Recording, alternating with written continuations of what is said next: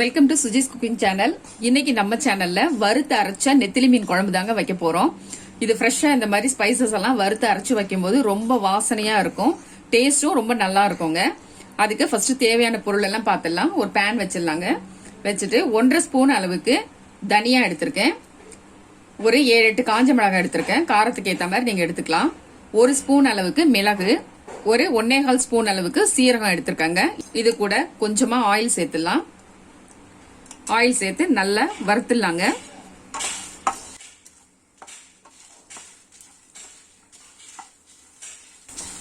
நல்லா கொஞ்சம் colour change ஆகிற அளவுக்கு நல்லா வறுக்கணும்.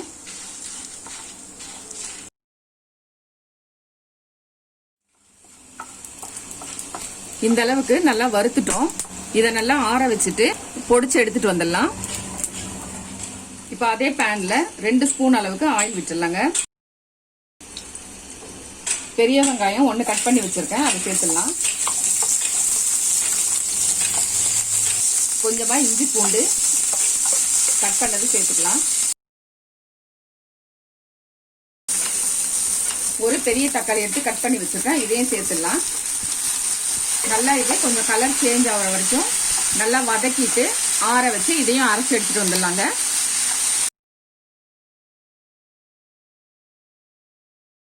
ஒரு கடாய் வச்சிடலாங்க. கடாய் நல்லா சூடானதும் 2 ஸ்பூன் அளவுக்கு ஆயில் விட்டுடலாம். கொஞ்சமா கடுகு ஆட் பண்ணிடலாம்.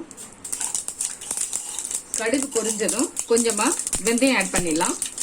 ஒரு மீடியம் சைஸ்ல ஆனியன் கட் பண்ணி வச்சிருக்கேன், அதையும் இதோட ஆட் பண்ணிடலாங்க. கூடவே 3 பல் பூண்டு பொடிசா நறுக்கியிருக்கேன், அதையும் ஆட் பண்ணிடலாம். 3 பச்சை மிளகாய் கீரி எடுத்து வச்சிருக்கேன், அதையுமே ஆட் பண்ணிடலாம்.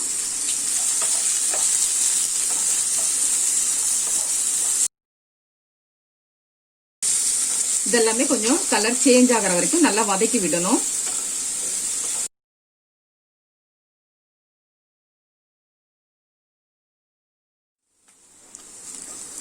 இது கூடவே நம்ம அரைச்சு வச்சிருக்க பொடியை சேர்த்துடலாம்.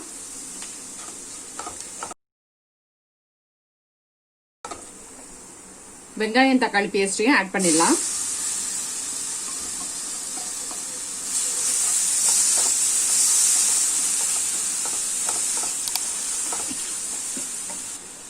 மஞ்சத்தூள் கொஞ்சமா ஆட் பண்ணிடலாம். ஒரு 4 துண்டு மாங்காய் வச்சிருக்கேன், இதையும் ஆட் பண்ணிடலாங்க. ஒரு லெமன் சைஸ்க்கு புளி கரைச்சி வச்சிருக்கேன், இதையும் சேர்த்துடலாம். குழம்புக்கு தேவையான அளவுக்கு உப்பு சேர்த்துட்டு ஒரு 10 நிமிஷம் மூடி போட்டு அப்படியே வேக விட்டுடலாங்க.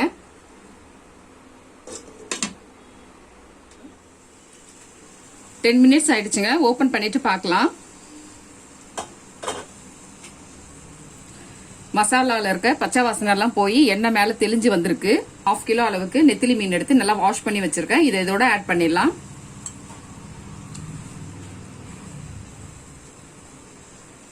மீனை சேர்த்துட்டு லைட்டா இப்படி கிளறி விட்டுலாங்க. நெத்திலி மீன் ரொம்ப சீக்கிரமாவே குக் ஆயிடும். ஒரு 5 மினிட்ஸ் அப்படியே கொதிச்ச உடனே நம்ம இறக்கிட வேண்டியதுதான்.